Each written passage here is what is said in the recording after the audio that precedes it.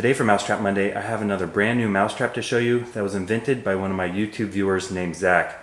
He designed this trap and was able to make it on his 3D printer. It's a really unique design. I haven't seen anything like it before. I can't wait to test it out and see if it works on real mice. It consists of several components. 3 of them he made on the 3D printer. We have 2 rubber bands for an engine, a piece of string for a trigger, and a long needle to set it. I'll show you that process in a minute. But first let's take a look at the main body. It's this cup shape. It has a wide base, has grooves on either side, notches. Each one of those serve a purpose. He designed this really well. The most important part though is this. It's a hole in the front. That's the entryway where the mouse enters the trap. Also, it's really important, right in the center there's a hole that goes through the bottom. Now this is the striker. It fits inside the main body. It has 2 sides here that stick out. Those fit in the grooves, keep it in line, and it has some sharp teeth in front. So this is really interesting how it works. It sits there like that, slides down, and you'll notice a hook here and a hook here. Those are for the rubber bands or the engines on either side. So when it's set, it goes up like that, and when the mouse releases it, it comes slamming down. The mouse is in there. Those rubber bands pull it together, and with one on each side, that provides quite a bit of force. Now a third component of this trap is this crossbar. It fits here like this. It fits really snug so it doesn't go flying off when the trap goes off. Now on the top of the striker, there's 2 holes that you thread the string through. Now the most complicated part of this trap is how to set it.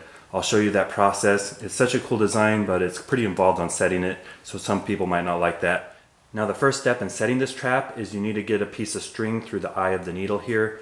I'm using cotton thread that I got off the top of a feed bag for chicken food. It's the right thickness, it's strong enough to hold the trap when it's set, and the mice can chew through it. So what I do is I have a long piece about this long, and on one end I tie a knot. What I do is I take off the top striker here. We're going to move this to the side for a second, and you'll notice there's 2 holes in the middle. One's right in the center and one's offset a little. I'm going to go through the bottom of this and pull it all the way through with the overhand knot to stop it.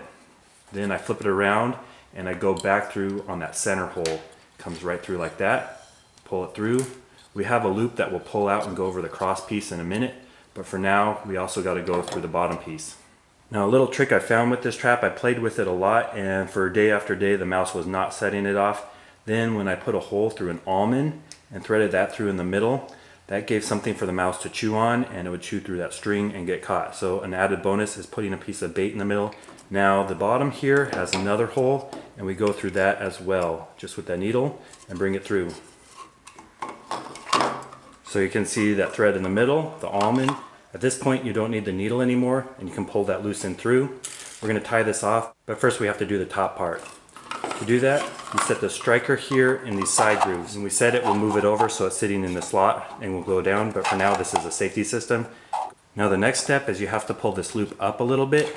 You take this cross piece here, you weave it through so it's on top of that loop, and then you put it here in these grooves on either side. So there we go. We have this little loop right through the top. That's what holds it up. And now we're going to pull this bottom tight. But first we have to tie an overhand knot to secure this so it doesn't slide up. So now I have several overhand knots. Those are big enough that it won't pull through that hole in the bottom. You can trim off the excess with a pair of scissors. This thread's pretty tough, so the mouse is going to have to work on it to get through it. There's a hook on this side and the bottom. You double up the rubber band on either side, and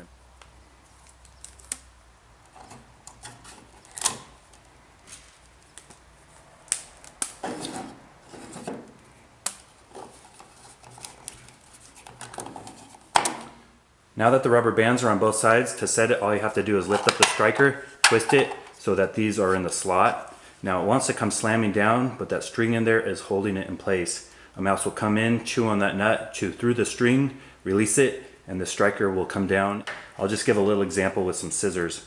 Comes in there like that, starts gnawing on that nut, on that string, cuts it. You got them. I'm really curious if this will work, so let's go set this up in my garage, see if we can get a mouse to take the bait.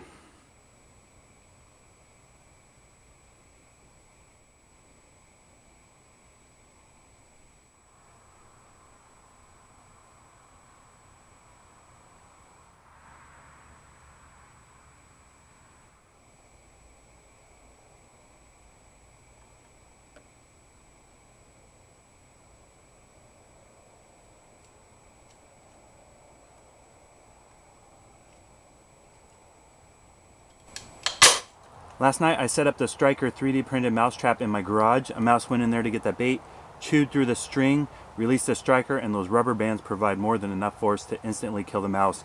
To remove it, you lift up the striker here, give it a little pull. Now this is such a cool design. It's a little complicated to set with the needle and thread, but I really like it. So thank you, Zach, for sending me this. I'm getting so many requests for people to send me mouse traps that he invented. This is going to become a regular feature on my YouTube channel. Brand new mouse traps that viewers have come up with, have made, and sent me. So we'll keep testing them out. Thank you, Zach, for this great design. And if you have a brand new mouse trap you want to send me, let me know. And just a quick update to finish this video. I talked to Zach about how great his trap was, how creative, also some of the challenges with setting it and having mice go in and not set off the trap by chewing through that string. He's been working on redesigning it. He came up with a prototype. He's sending me that to test out. So pretty soon in the near future, you're gonna see the 3D printed striker trap version 2, new and improved. We'll see if that works better. It's work in progress and people are so creative. So send me your ideas and we'll help make a better mousetrap.